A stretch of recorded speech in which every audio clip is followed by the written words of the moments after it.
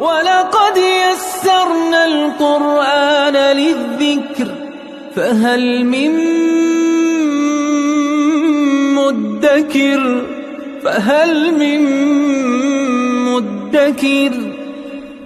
اعوذ باللہ من الشیطان الرجیم بسم اللہ الرحمن الرحیم الحمد للہ رب العالمین وصلی اللہ علی سیدنا و نبینا ابی القاسم المصطفى محمد وعلى آلہ الطیبین الطاہرین المعصومین اما بعد اعوذ باللہ من الشیطان الرجیم بسم اللہ الرحمن الرحیم وَلَا تَأْكُلُوا أَمْوَالَكُمْ بَيْنَكُمْ بِالْبَاطِلِ وَتُضْلُوا بِهَا إِلَى الْحُكَّامِ لِتَأْكُلُوا فَرِيقًا مِّنْ أَمْوَالِ النَّاسِ بِالْإِثْمِ وَأَنْتُمْ تَعْلَمُونَ صدق اللہ العلی العظیم۔ سورہ بقرہ کی آیت نمبر 188 میں پروردگار عالم نے معاشرتی اور اجتماعی زندگی کا ایک بہت ہی اہم اصول بیان کیا ہے۔ جس معاشرے میں انسان رہتے ہیں، بعض انسان غریب ہیں، فقیر ہیں، بعض دولت مند ہیں، طاقتور ہیں، تو ہر دور میں یہ رہا ہے جو طاقتور افراد ہیں وہ غریبوں کا مال، مسکینوں کا مال، ان کا حق کھاتے ہیں، اس پہ ڈاکہ ڈالتے ہیں،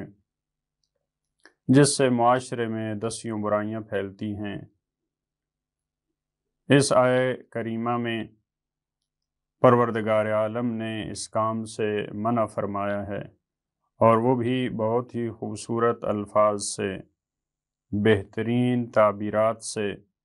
فرمایا وَلَا تَأْكُلُوا أَمْوَالَكُمْ بَيْنَكُمْ بِالْبَاطِلِ۔ فقہ میں ایک باقاعدہ باب اور ایک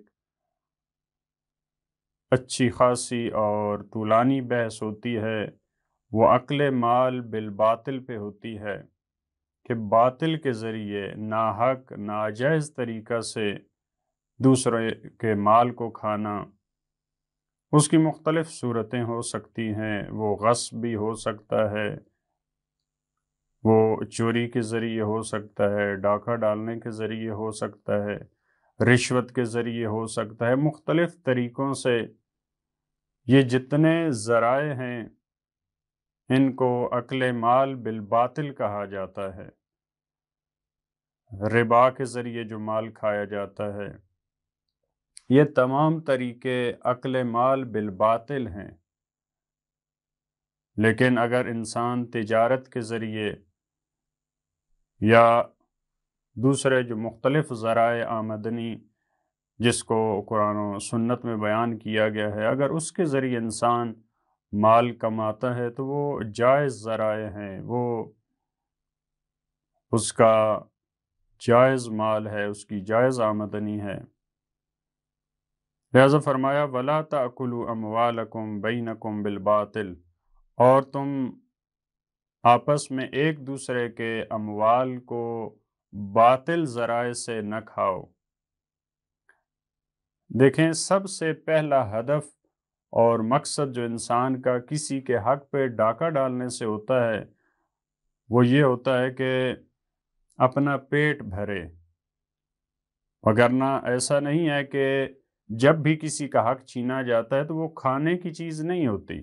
ممکن ہے کسی کی جائیداد پہ انسان ڈاکہ ڈالتا ہے، کسی کی زمین پہ قبضہ کر لیتا ہے ناجائز، لہذا اس کو کھایا تو نہیں جاتا، کسی کے گھر پہ قبضہ کر لیتا ہے۔ لیکن جو ہدف اور مقصد آخر میں ہوتا ہے وہ یہی ہوتا ہے کہ انسان اس ناحق مال کے ذریعے پیسے کمائے اور اس سے اپنے کھانے کا بندوبست کرے۔ یعنی جو غالباً اور معمولاً جو انسانوں کے مد نظر ہوتا ہے ناحق اور ناجائز مال کمانے سے، وہ یہی ہوتا ہے کہ اس کو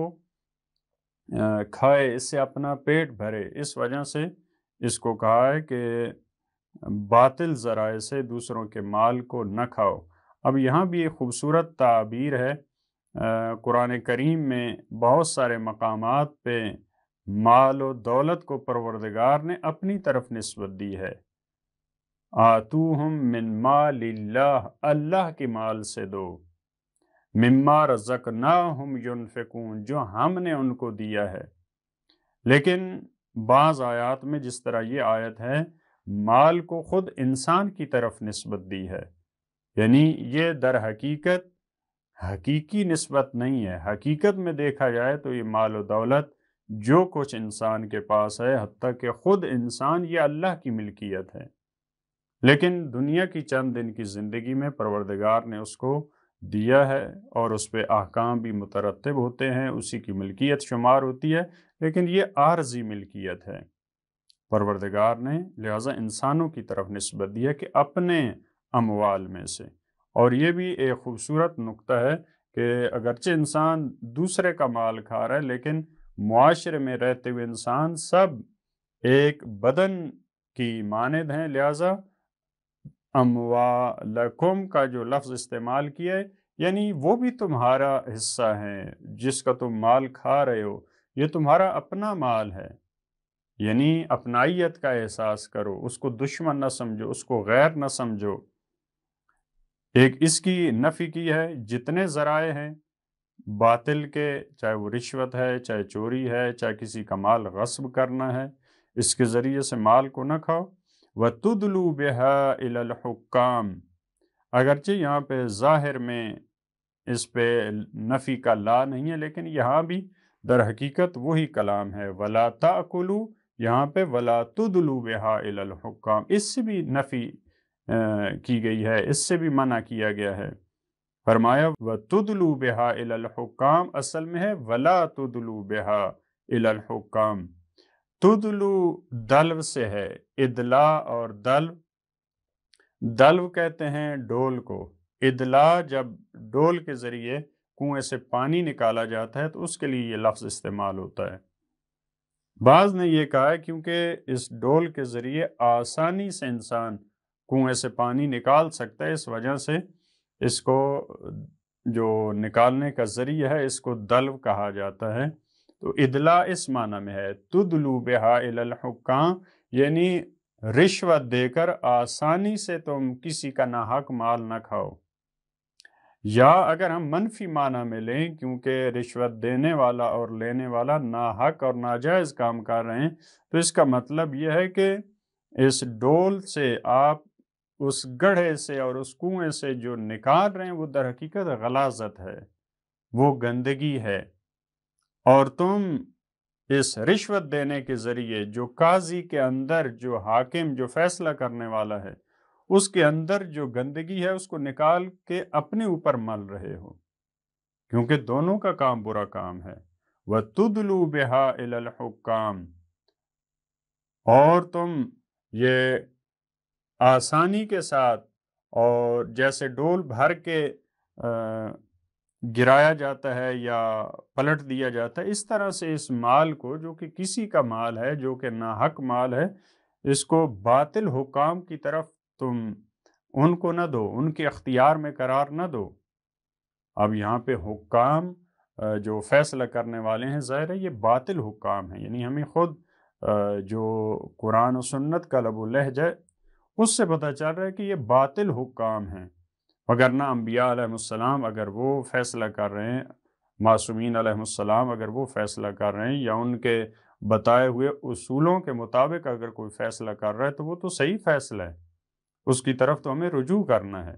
لہٰذا یہ جو رشوت کے ذریعے فیصلہ لیا جاتا ہے، یہ ظاہر ہے وہ باطل حکام ہیں، فیصلہ کرنے والے ہیں، وہ قاضی ہیں، ان سے منع کیا ہے۔ کس لیے یہ تم ان کو مال دے رہے ہو، رشوت دے رہے ہو؟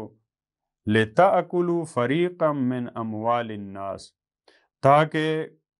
تم کھاؤ، لِتَأْكُلُوا فَرِيقًا، فریقاً کے دو معنی ہیں، ایک فریق کا معنی لِتَأْكُلُوا فَرِيقًا مِّنْ أَمْوَالِ النَّاسِ، یعنی لوگوں کے مال میں سے ایک حصہ، فریق یعنی مال کا ایک حصہ، تم لوگوں کے کس لیے تم نے رشوت دی ہے؟ تاکہ لوگوں کے مال کا ایک حصہ تم کھا سکو۔ ایک دوسرا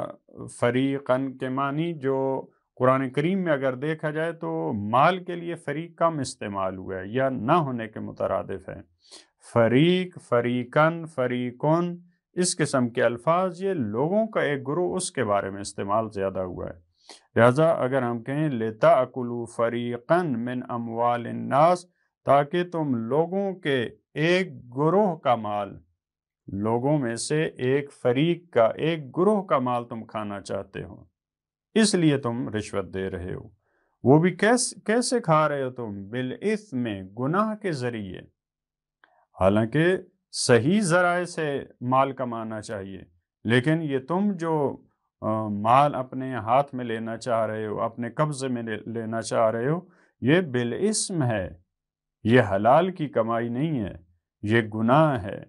یہ ناجائز ہے، یہ رشوہ ہے۔ وَأَنْتُمْ تَعْلَمُونَ، در حالانکہ تمہیں علم ہے، یعنی ایسا نہیں ہے کہ تمہیں علم نہیں ہے کہ یہ ناحق کام ہے، یہ غلط کام ہے، تم جانتے ہوئے کہ یہ ناحق کام ہے، یہ صحیح کام نہیں ہے، جو تم دوسروں کا، جو غریبوں کا، جو مفلسوں کا یا کسی بھی اور فرد کا ناجائز طریقے سے، کیونکہ ایسے کاموں کو انسان کی عقل اور انسان کی فطرت وہ بھی درک کر سکتی ہے۔ انسان سمجھ رہا ہوتا ہے بعض دفعہ کہ یہ میں ناجائز کام کر رہا ہوں، لیکن اس کے باوجود بھی نہیں روک رہا ہوتا۔ تو پروردگار عالم سے دعا خدا ہمیں توفیق دے کہ ہم جائز طریقوں سے، شریعت کے، قرآن و سنت کے بتائے ہوئے جائز طریقوں سے مال و دولت کما سکیں، اور جو ناجائز طریقے ہیں، خصوصاً جو رشوت کا طریقہ ہے، جو بہت سارے معاشروں میں رائج ہو چکا ہے، دوسروں کے حقوق پہ ڈاکہ ڈالنا، پروردگار اس سے بچنے کی توفیق عطا فرمائے۔ اللہم صلی علی محمد و آل محمد۔